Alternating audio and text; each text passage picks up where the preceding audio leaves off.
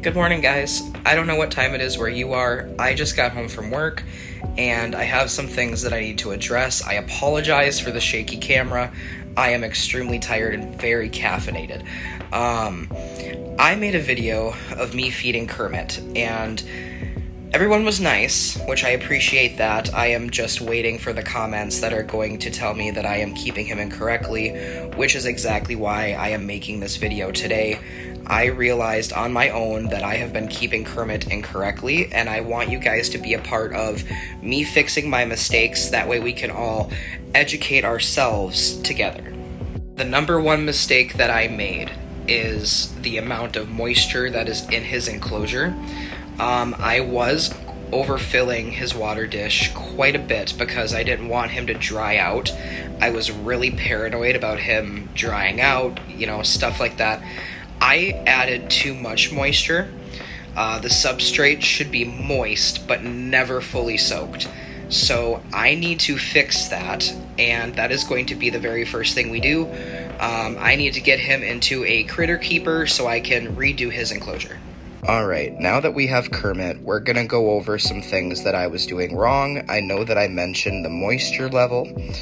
Now, just for the sake of education, because I did not know this, and there might be others who also do not know this, and it never hurts to learn from your mistakes. The amount of water that is in there, granted, I did just bring him downstairs. He was upstairs, so the water dish did spill a little bit, but there should never be that much standing water. That is where I went wrong. It should never look like this. So we're going to get him into a critter keeper, and we're going to work on trying to salvage this enclosure.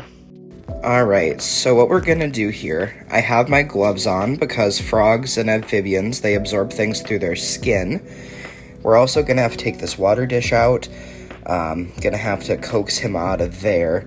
But to do this salvage, I do have some extra Reptisoil.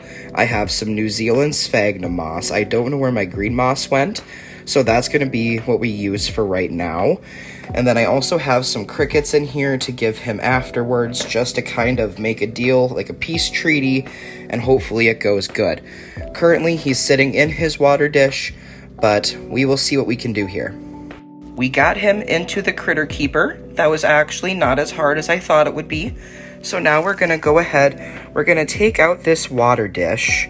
I'm going to try not to spill it any more than it already is. That might be a little easier said than done, though, because of how wedged it is. Whoop. It's okay. That's okay. Well, for the sake of the springtails, we'll go like this, and I will just drain the water afterwards. I don't know how salvageable this is going to be. We might have to do a complete redo. Okay, we got everything out of there, and as you can see, this is totally disgusting and unacceptable. This is going to be probably unsalvageable, so we are going to go ahead and redo this, and I will be back after I get this emptied out. Okay, our next step is I'm going to give this a wash. I'm going to get it all nice and clean. And then afterwards, we're going to go ahead with the Reptisoil and the sphagnum moss. I'm going to do a mixture and put it in here. I'm going to try to fill it as much as I can. I'm going to try to get it at least halfway, if not a little further, just because they like to be fully covered and everything like that. So we're going to go ahead and give this a wash.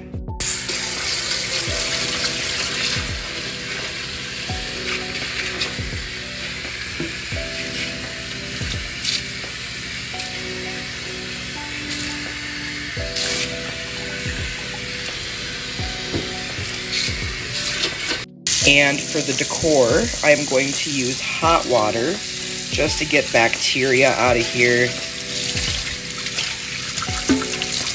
Give it a better scrub once I put the camera down. We're going to do just a simple rinse right now. As you can see, there's steam. That's what I want. Just to get all this clean. This is Kermit's hide, his tree.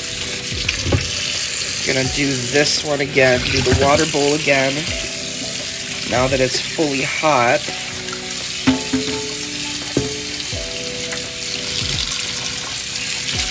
get these plants.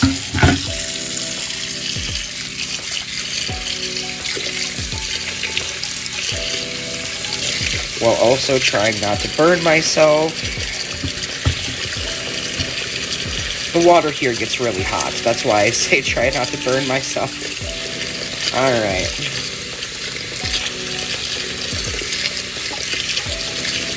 Okay, I think we're good with that. Alright, now I'm gonna put in some Reptisoil.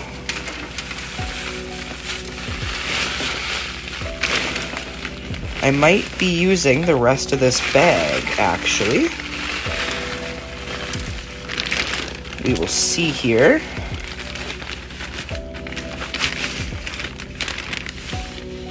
Yes, we are using the rest of this bag. I will have to get some more. Okay, well that should be plenty enough for Kermit. He's still rather small. Alright, so the next thing I'm going to do is I'm going to break apart some of the sphagnum moss and I'm going to mix it in here.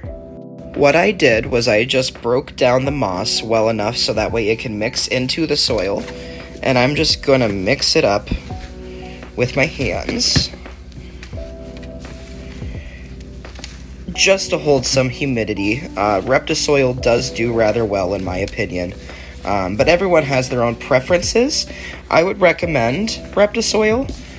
Simply just because it does hold the moisture and you don't need to, moisten it up very often.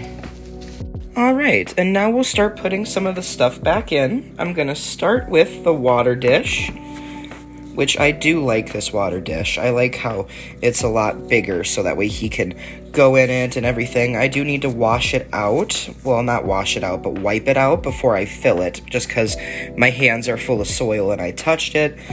But we have Kermit's tree here. We're gonna try to put it in here. We'll turn it just like so. We'll see if it'll fit. Oh, I might be having some issues here. Maybe, maybe not. We'll just kind of go like this.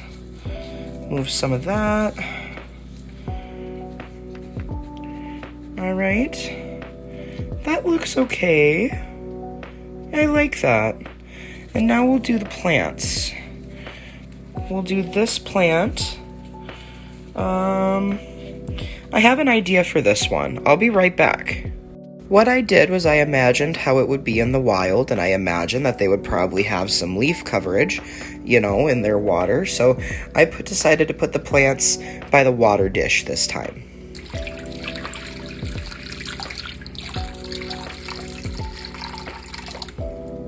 There we go, water dish filled. The only thing that I didn't show on camera was that I did salvage a little bit of the water from the old enclosure that had the springtails in it, and I did mix it in with the soil, so it is moist, but it's not too saturated. And now Kermit is inside of the enclosure. Hopefully he'll like this a little bit better. Let's go ahead and grab his crickets to end off the video. This is the Repticalcium that I use for Kermit. What I do is I just take his crickets and I will hold them with a tong. I'll dip them into the calcium and then I will give him the cricket. So we dip the cricket, we tap it off, and now we see if Kermit would like it. You hungry, buddy? He might not be. He might be stressed. You know what? That's okay. That is alright, Kermit. Power of choice, man. Proud of you. Kermit is a little stressed out right now, so he's not going to be eating in this video. I was going to try to get a feeding part into this video, but he's just not having it today. But there we have it, guys. I fixed my mistakes. If there's anything else that I'm doing incorrectly, please in the comments, let me know. I will never be offended, nor will I ever be upset. I greatly appreciate it, and I just want what's best for my animals, and it doesn't matter if that's my dog, if that's my frog, if it's a spider, a tarantula, anything. Just let me know in the comments if there's anything that you guys think that I could do better, and I will see you guys next time. Bye!